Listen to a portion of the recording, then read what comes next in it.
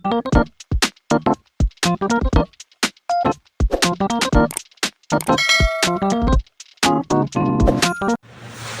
mga kapantin, welcome back sa aming channel. Ayun mga kapantin, ituturo ko po sa inyo yung mga parts na gagamitin nyo para makapag-build kayo ng sarili nyong piece Wi-Fi. So please watch this. Start tayo sa mga basic na kailangan nyong malaman. Kailangan nyong bumili ng coin slot, universal coin slot. Ayun, ito yung tinatawag na universal coin slot mga kapantin. Dito naghulog si client. Dito rin lalabas sa baba yung coins. So kailangan mo ng coin slot. Gusto mo ng LED, coin LED. Yan, para meron din kulay-kulay yung piso Wi-Fi mo. Depende pa rin sa inyo kung gusto mo mga kapantin. At higit sa lahat, kailangan nyo ng OPI. Ito yung tinatawag natin na OPI. Yan. Si OPI kailangan ng SD card. Ito yung SD card niya mga kapantin. Ayan. Ito yung SD card. Separate yung SD card sa OPI. Ito yung OPI. Ito yung SD card. Dito natin nilalagay yung naka-flash na system na gagamitin natin. Okay. Sunod. Ito. Ano ba ang tawag natin dito? USB to LAN. Ang tawag natin dito is USB to LAN. Okay.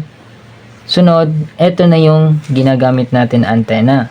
So, yung sample natin dito, gumamit ako ng TP-Link 110.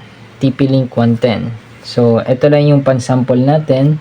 Pero may mga iba-ibang ginagamit na pang-access point gaya ng EW73, Compass, EW71. Depende po sa inyo. Pero yung sample natin ngayon, TP-Link 110 muna. So, kailangan nyo ng antena. Sunod, kailangan nyo ng custom board. So, ito, universal custom board na itong mga kapantin. Meron na itong voltmeter. So, makikita nyo na 5 volts. Pwede nyo tingnan kung ilan supply yung yung para sa 12 volts, ganitong LED light. 12 volts yan. Halimbawa, yan, 11.5. So, yan yung dapat na isusupply. Hindi pwedeng bumaba ng 9.5 kasi pag bumaba yan, masisira yung ibang parts ng piso Wi-Fi. Kagaya ng itong LED, 12 volts yan. So, dapat masupplyan mo siya ng 12 volts. So, sunod na kailangan natin power supply. So, dito sa power supply, gumamit lang ako ng 2 ampere pero dapat ang kailangan nyo is 5 ampere.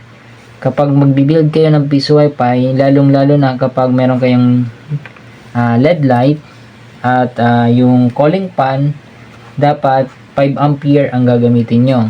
Dahil ito'y basic tutorial lang naman, kailangan lang natin malaman yung mga parts para makapagbuo kayo ng piso Wi-Fi. So, isang sample lang naman to. So, kailangan nyo bumili ng power supply na ang taas ay 5 ampere. 5 ampere. 12 volts at 5 ampere. So, sunod, kailangan nyo ng saksakan sa piso Wi-Fi. Sa loob ng piso Wi-Fi nyo, lagay nyo yung saksakan nyo. So, ito lang naman lahat na kailangan nyong bilhin para makapag-operate kayo, makapag-build kayo ng sarili nyong piso Wi-Fi.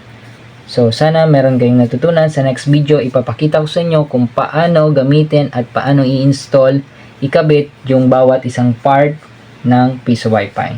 So, ang bawat isa nito, ipapakita ko sa sunod na video natin. See you sa ating next vlog. Bye-bye!